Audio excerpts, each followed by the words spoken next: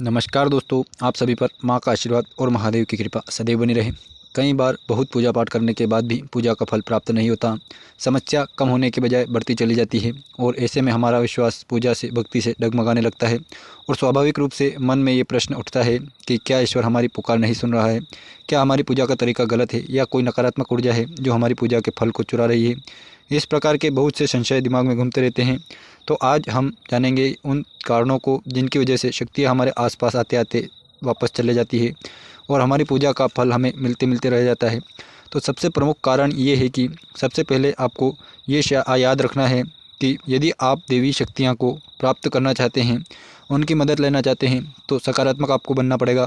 शक्तियाँ वहीं वास करती है जहाँ दैवीय गुण होते हैं, यानी कि सोच सकारात्मक होती है। आपको किसी भी प्रकार की नेगेटिविटी से, नकारात्मक सोच से दूर रहना है। यकीन मानिए, ये सबसे बड़ा कारण है। ये जो समस्या हमारे जीवन में आती है वो दूसरों की वजह से नहीं, कई बार हमारी खुद की नकारात्मक सोच की वजह से आती है। हर समस्या नेगेटिव सोचना, नेगेटिव चीज़ों पर विचार करना, अपने आप को विक्टिम समझना, असहाय समझना, अपनी किस्मत को कोसना, अपने आसपास रहने वाले लोगों को कोसना, उनकी आलोचनाएं करना, दूसरों में कमियां निकालना, ये वो सबसे बड़ी कमी है जिसकी वजह से शक्ति आपके आसपास आते आते रह जाती है, वापस चली जाती है। जब कोई भी व्यक्ति पूजा पाठ करता है या ध्यान करता है, साधनाएं करता है, तो देवी देवताओं की शक्तियाँ निश्चित रूप से उसके अंदर प्रवेश करती है। उसके अंदर की शक्तियाँ विकसित होने लगती है, उसकी ऊर्जा का स्तर बढ़ने लगता है और यही पर बहुत संभल कर चलने की ज़रूरत है। ऐसे में यदि किसी भी नकारात्मक चीज़ पर ध्यान करते हैं, अपनी समस्या के बारे में सोचते हैं, तो जो भी हमारी ऊर्जा होती है वो गलत दिशा में चली जाती है। हमें अपनी पूजा का फल प्राप्त नहीं होता है और समस्या कम होने की बजाय बढ़ती चली जाती है। हमेशा याद रखें कि हम यदि सकारात्मक चीज़ों के ऊपर ध्यान केंद्रित करते हैं तो सकारात्मक चीज़ें हमारे जीवन में होती है। शक्तियाँ की मदद में भी मिलती है, लेकिन वहीं यदि नकारात्मक चीज़ों के ऊपर हमारा ज़्यादा फोकस होता है तो नेगेटिव एनर्जी को हम अपनी तरफ खींचते हैं और शक्तियाँ हमारे पास से चली जाती है। दूसरा कारण, जब कोई भी संकल्प हम लोग उठाते हैं, 21 दिन का या 41 दिन का या किसी भी समय विधि का, जो निश्चित समय पर जब हम संकल्प पूरा कर लेते हैं तो उसके बाद कई लोग परेशान होने लगते हैं कि हमारी मनोकामना पूर्ण क्यों नहीं हो रही है, हमें सिद्धि क्यों नहीं मिल रही है। शक्तियाँ पर अपने पर विश्वास रखें। हमेशा विश्वास रखें कि जब आप अपनी किसी भी इच्छा पूर्ति के लिए, अपनी किसी भी कार्य के लिए शक्तियों का आह्वान करते हैं, कोई भी आध्यात्मिक क्रिया करते हैं, तो चीज़ें ब्रह्मांड में आपके पक्ष में घटना शुरू हो जाती है। चाहे किसी भी माध्यम से चीज़ें घटें, आपके फेवर में होना शुरू हो जाती है।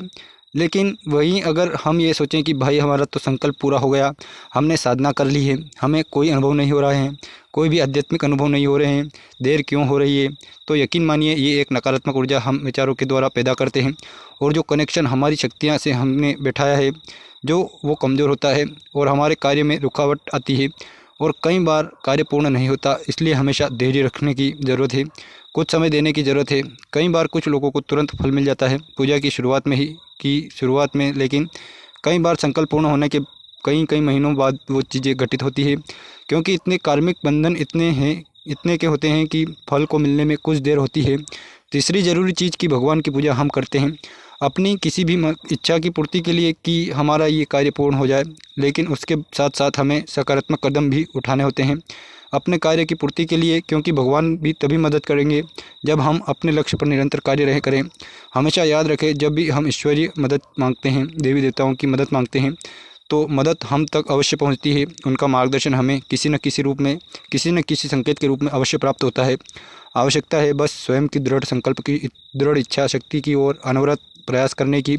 ये नहीं हो कि हमने पूजा पाठ कर ली और सब कुछ भगवान पर ही छोड़ दिया।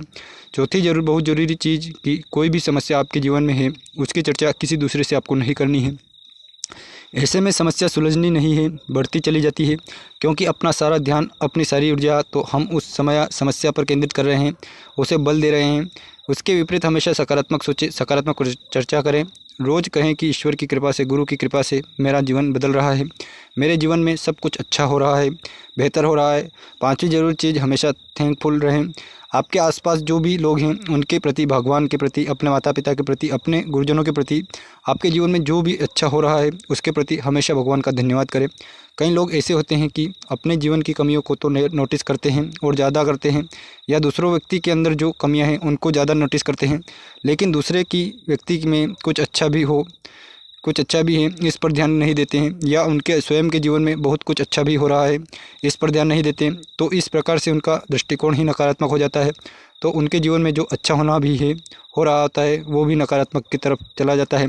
ऐसे में लोग इस प्रकार के होते हैं कि जब तक उनके हिसाब से कार्य हो रहा है तो वो सही है, उनका मूड सही है, लेकिन जहाँ भी कुछ मनचाहा नहीं हुआ, परिवार में भी बच्चे ने कुछ कर दिया या किसी ने कुछ कर दिया तो एकदम क्रोध करने लगते हैं, शिकायतें करने लगते हैं। तो ये आदत अगर आपके अंदर है तो इसे तुरंत त्याग दें। हमेशा सुबह उठते साथ और रात्रि को सोते समय भगवान को धन्यवाद करें, अपने इष्ट का धन्यवाद करें, अपने गुरुजनों का, अपने माता पिता का धन्यवाद करें, जिन लोगों ने समय समय पर आपको राह दिखाई है, आपका मार्गदर्शन किया है, और जिन्होंने दुख पहुंचाया है उन्हें सुखी जीवन के लिए आप उनकी प्रार्थना करें, उन्हें क्षमा करें। तो दोस्तों ये स्वर्णिम सूत्र है शक्तियों की कृपा को प्राप्त करने के लिए। और पूजा पाठ में यदि आपको किसी भी प्रकार से फल नहीं मिल रहा है तो इन आदतों को अपनाएं और जो भी नकारात्मक सोच है उसे आज ही त्याग दें। देखिए कितनी जल्दी आपकी मनोकामना का, आपके पाठ का आपको फल मिलता है और चीज़ें आपके हिसाब से आपके जीवन में घटनी शुरू हो जाती है। तो आज की वीडियो में इतना ही। स्क्रीन पर मिलते हैं अगली वीडियो में नए टॉपिक के साथ। तब तक जय माता दी, हर हर महादेव।